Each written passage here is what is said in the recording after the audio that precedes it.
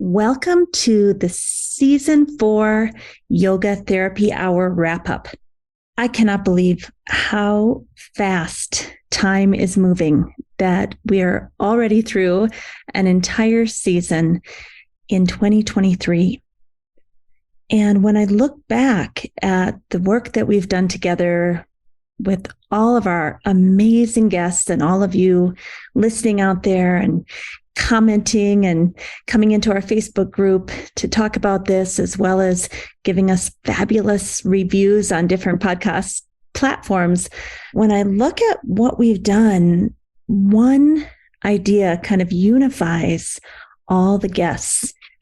And I had this realization working with some clients recently, especially those clients that are finding they need to find some acceptance around their illness or their imminent passing or death, that yoga therapy can be used for health and healing, both mentally, emotionally, spiritually, physically. But there are times when it is clear that our time is limited here on the planet and that there's not going to be a healing per se, that suddenly we're going to be able to walk again and feel great, but rather the healing comes in the form of acceptance of what our life has been and why are we here, and did we accomplish what we wanted to accomplish, and do we have any regrets? The idea that came to me this week came through a client, and that oftentimes happens, that as I'm speaking to clients and active listening and giving empathy, it's not unusual that they are teaching me things. They are reminding me of spiritual truths. That's one of the greatest benefits of this job, is that it gets fed back to you and nourishes you just as you nourish and hold space for the client. The unifying concept that the client spoke of was that this person wanted to be at home in their skin, to be at home in their own heart, separate from the house that they live in, separate from the friend group that they have, separate from the career or the job that they've chosen, separate from the area of the country that they live in. Like, all of those are external things. And it's great to have those in order and feel comfortable with our lives and how we've created our lives. But my client, independent of all of that, wanted to feel at home in their skin. Period. Full stop. No matter where they lived, no matter what job they had, no matter what friend group, no matter any of the external circumstances, wanted to be able to say, I know how to come home to myself, and through my daily yoga practice and lifestyle routines, I can choose to come home at any time. I can take myself from a place where I'm feeling discombobulated, out of balance, maybe irritable, maybe overwhelmed, maybe depressed, and I can use yoga and Ayurveda to come home to self and know who I am, know why I'm here, know that I have lived a meaningful life, and that if there's any regrets, there's still time to take care of that and clean that up. And in the words of my client, they said, I want to know I completed the assignment of what I came here to do. And if I had to wrap up what yoga therapy can do for us, that's what it would be. That's a lifelong mental, emotional, spiritual journey that is the assignment. That's why we're here. And so I thought it was just a really beautiful kind of summary of what we do in yoga therapy, but also a summary of some of the wonderful guests that we've had this fourth season, that there was a lot of heart in what we talked about this season. Welcome to the Yoga Therapy Hour podcast. My name is Amy Wheeler, and I'm your host. We are so happy to tell you all that's happening in the world of yoga therapy, and we love to find guests from all over the world so that we can share and learn and grow together. Please nourish yourself, take time for yourself, and really relax into listening to the podcast.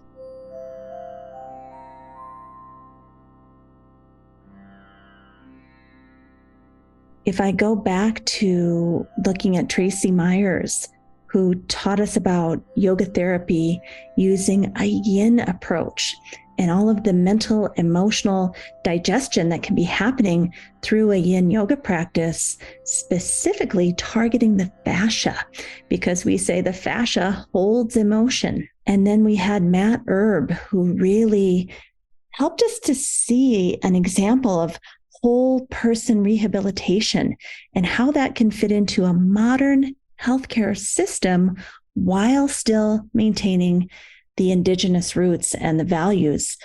And a lot of times those two things seem like they can't go together, but Matt is someone who is actively bringing that together and showing the rest of the healthcare world how it can be done. We had an interview with the beautiful Satpreet Kaur, who is focusing on yoga therapy and lifestyle change for people with thyroid issues. She herself healed from this and is still healing.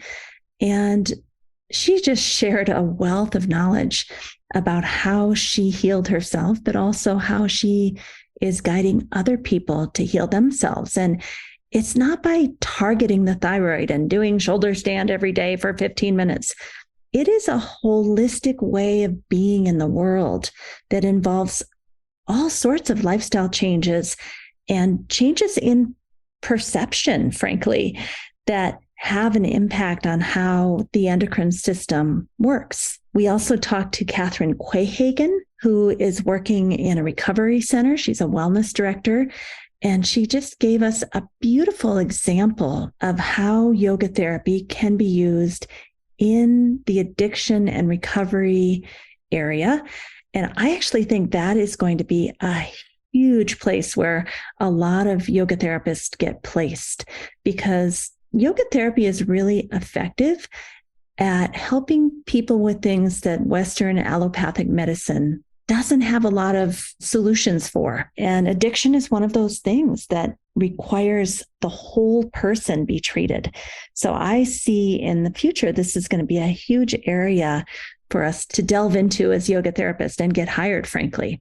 And I think one of the things that the International Association of Yoga Therapists is working on are these things, these codes that can be submitted to insurance companies so that we can get reimbursed, and so that hospitals, addiction and recovery centers, different healthcare organizations can help us get paid for working under their umbrella.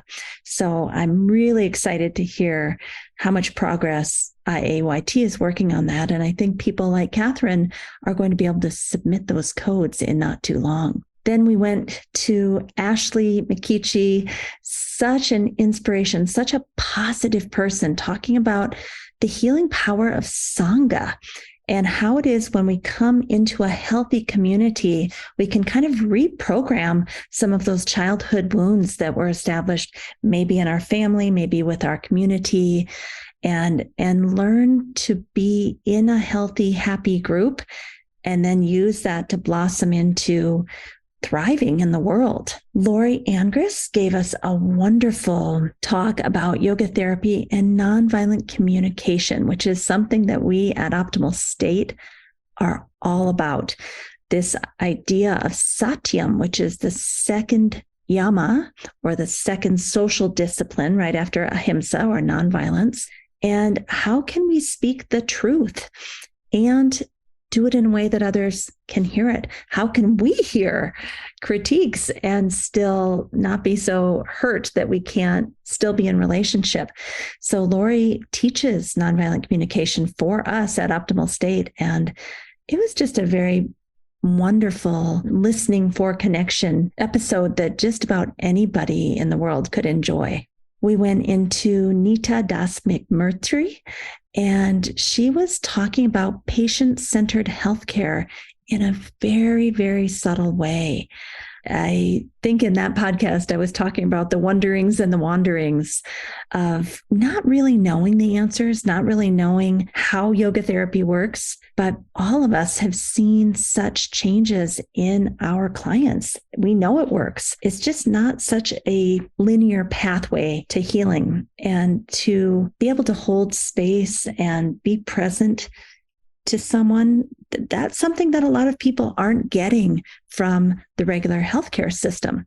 So maybe that's an area that we as yoga therapists can really tap into and bring into healthcare. The next episode was with Chrissy Luna. This one was really challenging for me personally to release. It was a little bit triggering. It was talking about healing religious trauma syndrome. And I want to applaud Chrissy for bringing such an important topic. I think so many people have come to yoga and yoga therapy wanting some type of spiritual connection, but having a lot of baggage around their childhood religion. And many of us, when we found yoga and the spaciousness of the spirituality that yoga can offer to us, we have been healed from our childhood religious, or maybe even adulthood religious traumas. So that is an episode you don't want to miss. Next, we went to Shannon Crow. She is a little bit famous in the yoga world. She's got the Facebook group and the podcast called The Connected Yoga Teacher. And Shannon really showed us how it's super, super smart to narrow down our niche, that when we're out there marketing ourselves, people have to know what it is we do, how we can help them. They have to believe that we have a solution for their problem. And if you're too general and you don't have a niche, you can have several niches, but if you don't have a doorway for them to come in, they don't know what yoga therapy is. They don't know what yoga can do for them. And therefore, it's hard for them to sign up because they don't even really know why yoga therapy might be different than just going to a general yoga class. And we have to help them understand why it's important that they come and maybe do privates or individual one-on-ones with us. I did a solo episode on counseling from the perspective of yoga philosophy. And in this season, I did part 1. I'm going to do a part 2 and a part 3 in season 5. One of the things I get asked all the time is, Amy, how is this different from psychotherapy? What qualifies us as yoga therapists to even be able to give counseling, what I might call active listening, paraphrasing, holding space, and then sharing of yoga philosophy as ideas for reflection for whatever they're suffering from. People want to understand how this is different from psychotherapy and make sure that we're not stepping on the scope of practice with psychotherapy. So in this episode, Counseling from the Perspective of Yoga Philosophy, Part 1, I delve into that. And I'm going to go deeper and deeper into that in 2 more parts coming in season 5. We had a wonderful guest, Dr. Ram. Oh my goodness. I left that interview on a cloud. The man is light and spacious. He is funny. He is highly intelligent, and he is a healer. He talked about this whole idea of lifestyle habits. And if we can just change in one habit after another habit, after another habit, after another habit, just little tiny trajectory changes with all of our lifestyle choices, we are going to change the trajectory for our health and healing and beyond over a lifetime. And I just love that approach because it doesn't require huge change. It just says tiny little changes. He also had a wonderful story of his childhood and was very, very inspiring to me. Then we went to the wonderful Janet Caldwell, who is using Patanjali's Yoga Sutra in corporate America as an agent of change management. So she is taking it into the boardrooms, into the workplace, and using yoga philosophy to inform how to make change in the workplace. Now, sometimes they know she's doing that. Sometimes they don't know, but she knows. And she knows that corporate America needs these ancient teachings to help people suffer less and get on board with all the changes that are happening so quickly around us. So if you're interested or in corporate America, you don't want to miss that episode. Then we went all the way back to the ancient teachings with Manju Joshi. And she really went deep, very, very deeply into chakras made simple and accessible. We went through all 7 chakras and just went deep. As she said, the antidote to our suffering, no matter which chakra we're talking about, is this love, this spiritual love that is the wholeness. So I'm still listening to that episode. It just came out. And it's really a beautiful thought that love is the answer at all 7 chakras. And so I highly, highly recommend Manju. She's so intelligent and has so much to share with us. And then our last episode is with Maya Siemens, and Maya tells her own story of being a teen who had ADHD, and her parents, not knowing much about it back in the day, put her on amphetamines for that. And she was on those for 13 years until she was 26 years old and could no longer receive the Affordable Health Care Act and basically couldn't get her prescription anymore. She went into addiction, and without her medication, her amphetamines, she couldn't find another way to manage her moods and self-regulate her energy levels, focus. And she found yoga and Ayurveda. And through that, she healed herself. And she is now teaching teens how to do that with her profession. So Maya is the last episode in season 4. And I think it's a beautiful bridge to season 5. And the reason I say that is that in season 5, we are going to shift away from preaching or singing to the choir.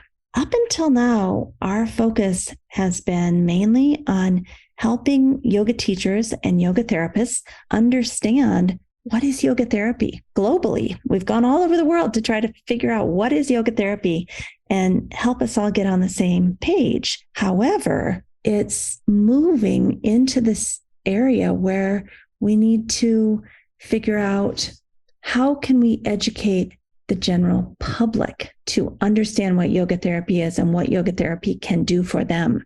Because ultimately, that's where we need to go. We need to get people asking their doctors, hey, could I use yoga therapy? Could you prescribe yoga therapy with these new codes that IYT is applying for so that everything is billable? And so what you're going to see in season 5 is real people talking about their experience with yoga therapy and how it helps real people. We're going to move away from singing to our own choir and bring it out into the world. And I'm really excited about this change because what it means is you will be able to show these episodes to people in your life that you think need yoga therapy. And you just want to educate them and show them what's possible. So when I look at something like Maya Siemens' episode that we just finished talking about, that could be given to a mother, a father, a teacher, a school administrator to help them understand, oh my gosh, you can regulate mood and energy levels and focus through yoga and yoga therapy and Ayurveda.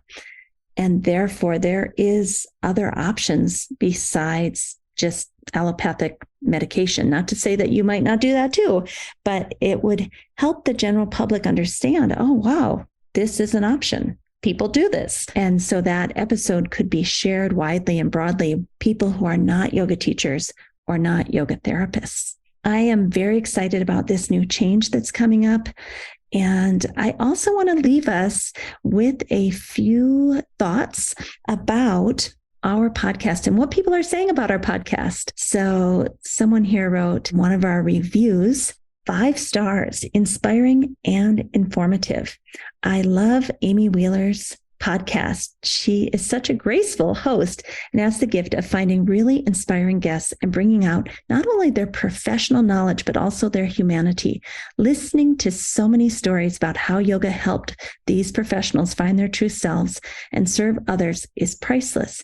Thank you, Amy, for this gift to us all. And here's another one. Ooh, I don't like to be competitive here, but it says the best yoga therapy and wellness podcast out there. Whether you're a yoga teacher, yoga therapist, yoga practitioner, mental health care worker, or an individual on a wellness and healing journey, this podcast has something profound to offer you. The conversations across professions, all in service of wellness and healing, have given me so much inspiration and validation, both personally and professionally. So we love it when you leave us a good rating and a review wherever it is that you listen to your podcast, whether that's on an audio podcast platform or whether you're watching it on our YouTube channel, which is growing all the time. And that one is wonderful because you can use the videos to watch if you're a visual person, but also you could use some of those videos in your trainings. So I think of this YouTube channel as a resource for a lot of yoga therapy and yoga teacher trainers to bring hours of content into their training. And if you do that, we would love it if you would become a member of our Patreon page, because that takes us a lot of time to get both the audio and video version out on all these different platforms. So it would be wonderful if you would help us continue to do this work. We would love that. All right. Well, I think that's a wrap on season 4. Without all of you, our listeners, we could not do this work. We're seeing a spike in how many people have listened to the podcast. I think we're close to 60,000 downloads now. That's amazing. And every time I look at that, I am inspired to keep doing this work. I feel like this podcast is the most important work I've done because it's so in alignment with who I am and my dharma. And I love it. Every single guest makes me so happy. And I feel so light and spacious. And that's how you know if this is your dharma. So when I go by that kind of barometer of how do I feel after interviewing these guests, I know it's squarely in my dharmic path. And without you listening, there would be no outlet for me to share these interviews. So thank you for being part of our community. We love you. We care about you.